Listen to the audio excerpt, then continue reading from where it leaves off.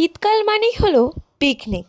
আর picnic মানেই হলো খাওয়া দাওয়া আনন্দ আর অনেকটা পরিমাণে মস্তি। তো চলো গাইস, ভিডিওটা একদম প্রথম থেকে শুরু করি। হ্যালো গাইস, আমি মৌসুমি, আমার একটা নতুন ব্লগে তোমাদের সবাইকে ওয়েলকাম। দিনটা ছিল 28শে ডিসেম্বর, আর এখন বাজে ভোর প্রায় 3:30। আমি, বাবু, বোন আর পিয়াংশু মিলে চলে গেছিলাম দিদিভাইদের বাড়িতে, কারণ আজকে আমরা যাব দিদিভাইদের সাথে পিকনিকে। হ্যাঁ, এই পিকনিকটা অনেকবার ক্যান্সেল করেছিলাম আমি আগের বার, কিন্তু এবারে আমি একদমই ক্যান্সেল করতে চাইনি। আর আমার সাথে আমার ভাগ্য সাথ দিয়েছে, এটাই বড় কথা। তো যাই হোক, কথা বলতে বলতে কিন্তু আমরা চলে এসেছিলাম আমার খুব চেনা জায়গা, ডায়মন্ড হারবার নবদ্বীপে। জানো তো, এখানে কিন্তু আমার মাসির বাড়িও, এখানে আমার মামার বাড়িও। আর জানো তো, এই যে ভিউটা, এটা আমার এত ভালো লেগেছে যে আমি ক্যামেরা বন্দি করতে বাধ্য হয়েছি। এখন ঘড়ি কাঁটা বাজে 7টা থেকে 8টা। প্রথমে সকালবেলা গিয়েই আমরা চা বিস্কিটটা খেয়ে নিয়েছিলাম, কারণ এত ঠান্ডা সেদিনকার কি বলবো। তারপরে কিন্তু সবাই একদম কোমরে গামছা পরে কাজে নেমে পড়ে।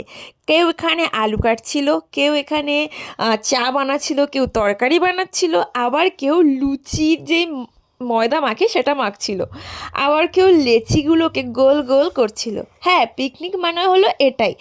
জানো তো, পিকনিক মানে হলো সবাই মিলে করে ধরে একসাথে খাওয়ার মজাটাই আলাদা। আর সকালবেলা ছিল এখানে লুচি, আলুর তরকারি, ডিম সিদ্ধ আর মিষ্টি, যেগুলো কিন্তু ভীষণই টেস্টি হয়েছিল।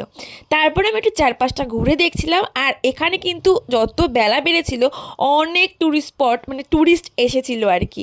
আর আমি, বোন আর বাবু সেগুলোই ঘুরে ঘুরে দেখছিলাম।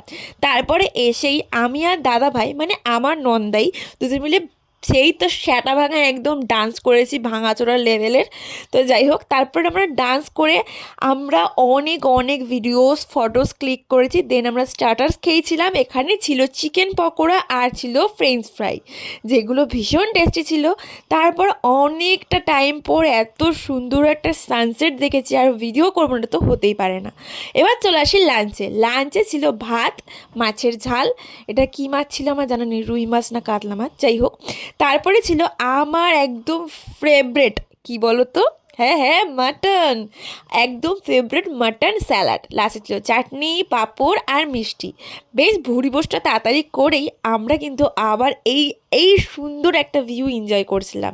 তো এইভাবে আজকে আমাদের পিকনিকটা কাটলো। আশা করি আসছে বছর আবার হবে।